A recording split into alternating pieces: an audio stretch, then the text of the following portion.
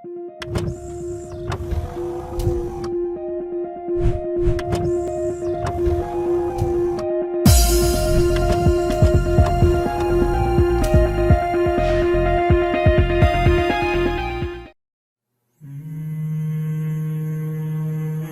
نفس إن لم تظفري لا تجزعي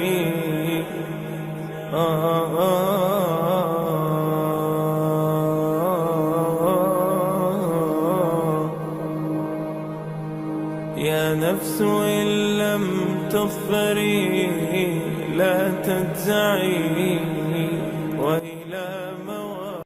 السلام عليكم ورحمة الله وبركاته. kalsooni waa maxay? qof isku kalsoon maxaa lagu yaqaanaa? haddii aad tahay qof isku kalsoon, noloshan waxaa ka xaqiijin kardhaa guulo aad u waaweyn. balse haddii aad tahay qof aan isku kalsoonayn, noloshan wax boosa kagama bannaana. adduunyadan qof aan qawi ahayn ama xoog aan lahayn ama aan kalsooni lahayn wax kama qabsado. haddii aad tahay qof aan isku kalsoonayn, qof ka baqa dadka hadalladooda, qof mar walba fiiriya khaladaadkiisa, qof dib u eega waxyaabihii khaladaadka uu soo sameeyey, haddii aad tahay fadlan gurigaaga fadhi ilaa geerida ay ku imaanayso. balse haddii aad tahay qof dhallinyaro ah, doonahaya inuu noloshan horumar ka gaaro, doonahaya fursado, doonahaya waxa fiican fursad doonahaya, waxaa lagaa doonaya naftaada inaad ku kalsoon tahay.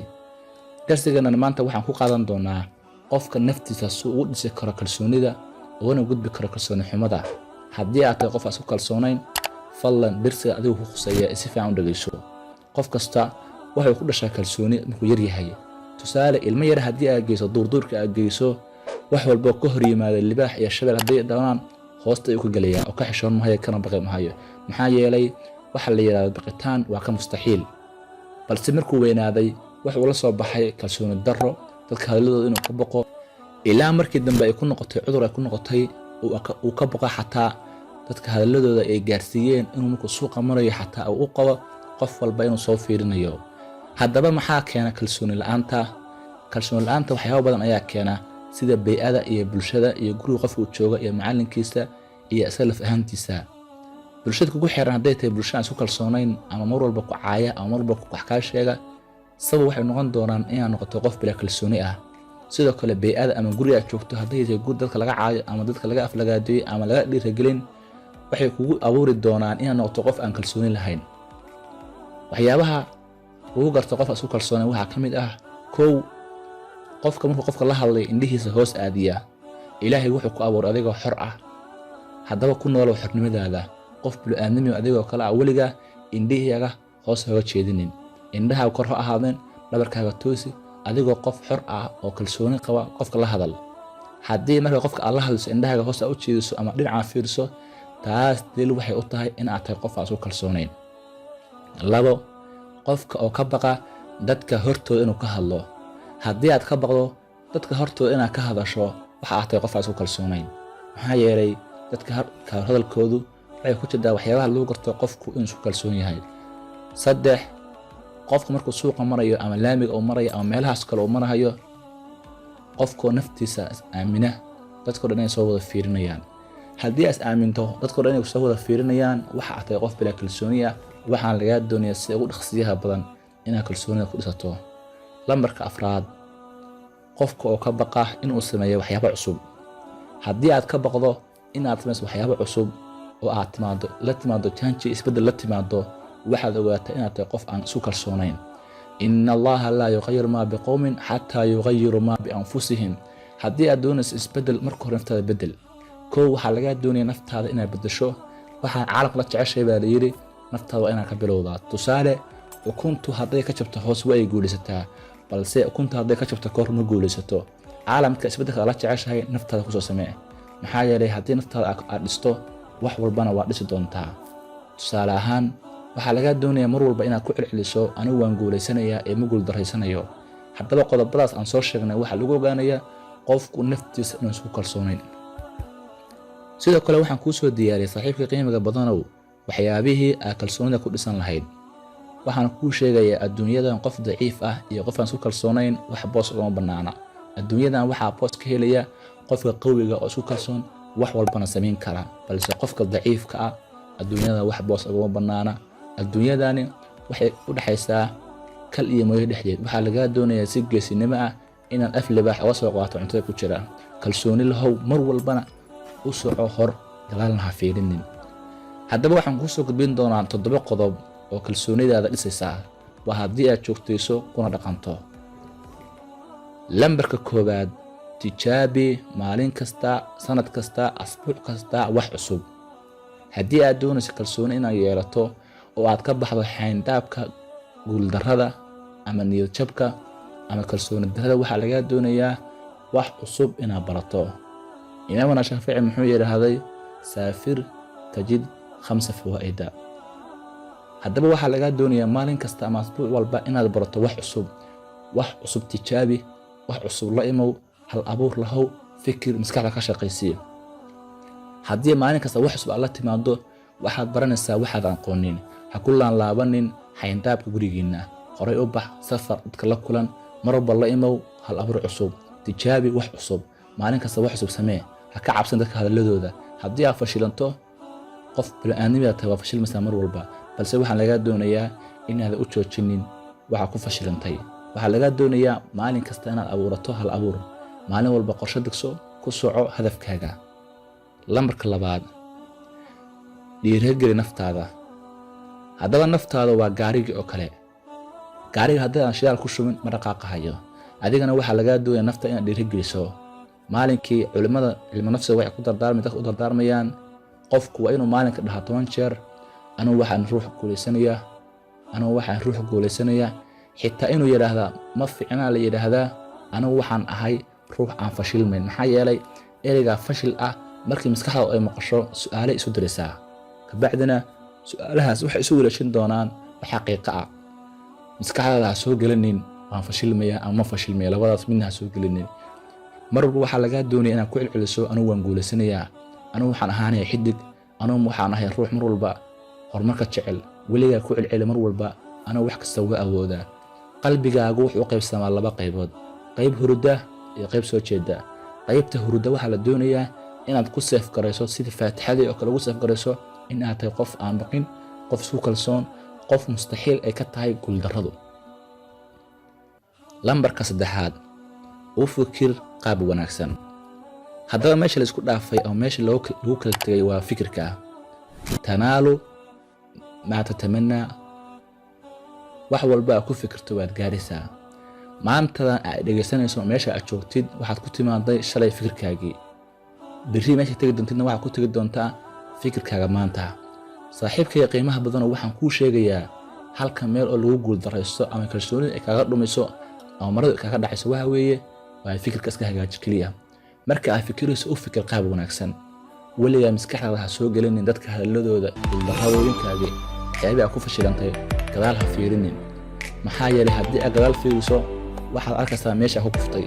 haddii aad fiiriso meesha ku kuftayna waxaad arki doontaa sababta aad u kuftay. gadaal ha fiirin ee hore u soco. maxaa yeelay safar kastoo dheer wuxuu ka bilowdaa hal tilaabo. waxaa lagaa doonayaa mar kasta inaad u fikirto qaab wanaagsan. maxaa yeelay caqligaaga haddii aad ku bolgaraamayso inaad guul daraysatay ama dadka hadalladooda aad ka fikirto, waxaa ka dhalan doonta maskaxdaada inay kahayso xog aad far badan oo khalad ah. u fikir qaab wanaagsan. caqligaaga hoose oo baatinka hurda waxaad ka dhaadhicisaa inaad tahay qof awood badan, qof qawi ah, qof aan marnaba la jabin karinin. waxaadna ogaataa dadka dhabarkaaga kuma socon karaan, laakiin adigu haddii aad foorsato qof kasta wuu kugu dul socon karaa ama waa xambaari kartaa.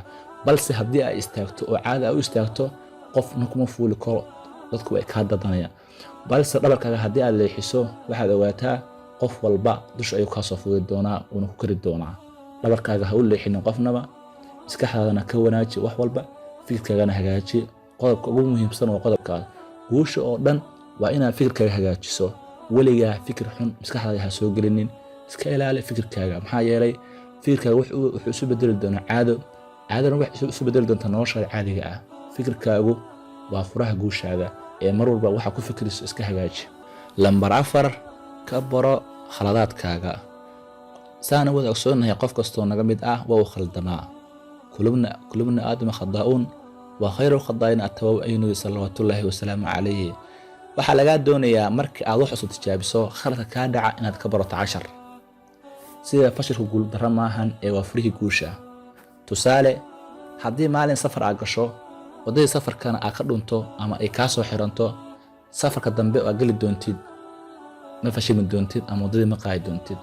Maxaa yeelay waxaad ka baratay khaladkaagii hore. waxaa lagaa doonayaa talada ugu fiican ee bixinaya culimada khubarada waxa weeye khaladkaagii ka baro cashar, balse ha ka baranin guuldarro. markii aad guuldaraysato, waddadii hore ha ku qaadeen waddo kala qaad, balse midda ugu doqonsan waa khaladkii hore aad samaysay in haddana mar labaad aad soo celiso. taas waa doqonnimo midda ugu weyn. waxaa lagaa doonayaa khaladkaaga hore inaad saxdo, casharna aad ka barato. ninkii sameeyey laambadan Thomas Edison intaasoo jeer buu fashilmay. mar kasta uu fashilmo wuxuu odhanayay ma fashilmin, laakiin waxaan ogaaday waddo laabadu isku ifayn. waxaa lagaa doonayaa inaad marka qoriga rido oo qoriga uu ridmi waayo sababkii inaad raadiso, balse inaadan meel ku tuurinin. waxaa la yidhi intaad habaara lahayd laambada kaaga gubatay waxaa kaa fiican in aad shido mid kale, maxaa yeelay waxay ku iftiiminaysaa meesha. marka waxaa lagaga doonaya walaalkii walaasha qaaliga ahay, khaladaadkii aad soo marday ha ka dhiganin guuldarro, balse waxaa ka dhigataa dersi iyo cashar ay ku gaarayso guushaada. markii aad khaldanto, khaladkii hore sax, casharna ka dhigo. qodobka shanaad oo lagu helo kalsoonida waxaa weeye in aad danayso ama aad awood saarto jirkaaga iyo muuqaalkaaga iyo labiskaaga. haddaba labiskaaga iyo muuqaalkaaga kore naftaada wuxuu siin doonaa kalsooni aad u fara badan ama farxad ama raynrayn. haddii dharkaaga iyo jirkaaga aad labadaba danayso, waxaa ka imaan kara in naftaada aad farxad siiso ama dadka kale ay ku arkaan qof muhiim ah. balse haddii naftaada aadan siinin ama muuqaalkaaga aadan siin wax ahmiyada, naftaada waxay ahaan doontaa mid isku kalsoonayn, daciifna ah. waxaa lagaa doonayaa talada ugu fiicana muuqaalkaaga hagaaji, si fiican u soo labiso. qofka ma ahan muhiimadda dhar badan inuu leeyahay, balse labada shay uu leeyahay waa inuu si fiican u dhaqaa, si fiican u feereeya, si fiican u shamaystaa. waidaa tusibka khasaasatun fatajamili baa layidhi, haddii ay busaarad kugu dhacdo fatajamili, isqurxi, issaliidee. weligaa cadowgaaga waxaa layidhi Soomaali waxay ku mahmahdaa cadowgaaga dhuux sagaaraa loogu dhaashadaa ama loogu subkadaa. qofka cadowgaaga ha tusin in liidnimo ha tusin. mar walba waxaa ku dadaashaa cadowgaaga inuu kaa naxo balse iskugu farxin. qofka kuu taliya kafantaada waxaad tidhaahdaa kafantayda ha ii talin ee taa talo, anugu ma dhiban doono, waana guulsan doonaa mar walba. haddaba muuqaalkaaga qof ahaaneed hagaaji. haddii muuqaalkaaga aad hagaajiso, waxaa ka dhalan doonta inaad kalsooni badan aad hesho, si fiicanna aad horumar u samayso. qodobka 7, danee dhaqdhaqaaqaaga. markii qof aad la hadlayso ama meel mujtamaca aad ka hadlayso, waxaa lagaa doonayaa saaxiibkay qiimaha badanow in aad danayso dhaqdhaqaaqaaga. haddii gamcaha aad gashato jeebka gashato ama gamcaha hore aad soo marsato ama madaxa jeegada ah, taas waxay daliil u tahay inaad isku kalsoonayn. gamcahaaga sii daa, garbahaaga kor u qaad, luquntaada toosi, indhahaaga ku taag qofka aad la hadlayso, si kalsoonina u hadal. markii aad hadlayso waxaa lagaa doonayaa hadalkaaga inuu ahaado hadal degan oo sidii dadka boqorada ay u hadlaan u hadal. haddii hadalka aad boobsiiso, taas waxay daliil ku tahay inaad isku kalsoonayn. waxaa lagaa doonayaa markii aad hadlayso in aad hadalka si degan u akhriso. tusaale ahaan, assalaamu calaykum waraxmatullaahi wabarakaatuhu, mudane waan ku salaamay, waxaan kaa doonayaa waxaase waxsna i siiso haddii ay macquul tahay, mahadsanid. balse haddii hadalka aad boobsiiso assalaamu calaykum waraxmatullaahi, mudane, waxaa la ogaan doonaa inaad tahay qofaan isku kalsoonayn. u hadal sida boqoradii, u dhegayso sida hooyadii. xigmadda waxaa yidhi nin filosof ahaa. lambarka 7 ugu dambeeya, aqoontaada hormari. mar kasta oo aad wax akhriso waxaad ogaataa waxaadan horey ogeyn. waxaana lagaa doonayaa mar walba inaad aqoontaada dhisto. mar walba waxaa lagaa doonayaa inaad akhriso buugaag oo fara badan, maxaa yeelay buugaagtan waxaa ku qoran culuum iyo tababaraan caadi ahayn. saaxiibka qiimaha badanow, waxyaabaha kalsoonida dila aan kugu soo afmeelaya waxaa ka mid ah adigoo la saaxiiba dad aan isu kalsoonayn ama dad u fikira qaab xun. halkan 7 qodob aan kugu soo gudbiyay way dhammaadeen. mar walba ku celceli waan isku kalsoonahay, waxaan ahay qof guulaysanaya, ma guuldarisan doono. caqligaaga baatinka oo hurda waxaad u gudbisaa inaad tahay qof qawi ah, qof isku kalsoon, qof noloshaan aysan lagdayn, noloshu waa tartan iyo hardi. haddii lagaa guulaysto waa lagu reebi doonaa, waxaa ku cuni doona dhurwaaga. waxaan kaga tegi doona saaxiibka qiimiga badanow, kalsoonidaadu waxay ka qiimo badan tahay naftaada. naf aan kalsooni lahayn waxaa ka fiican kalsooni aan naf lahayn. haddii aan isku kalsoonayn waxaa tahay qof ibir ah. maanta waxaa ka dambeeya iskalsoonidaada. ku noolow nolol qurux badan. dadka nolosha qurux badan ku nool kama fiicna, kama qiimo badna, balse way u dhidideen, wayna ku dadaaleen. haddii aad ka baqdo dadka hadaladooda waxaad ku noolaan doontaa nolol dadka kale ay rabaan. waxaan kaga tegi doonaa maanta waxaa ku fikidho ayaad beri gaari doontaa, ama fikirkaga hagaaji ama xumee. waxaan kuu rajayn doonaa guul iyo gobonimo. fadlan haddii aad ka mid tahay saaxiibada aan ku xirnay Universal, saacaddan ku soo bir. wassalaamu calaykum waraxmatullaahi tacaala wabarakaatuhu.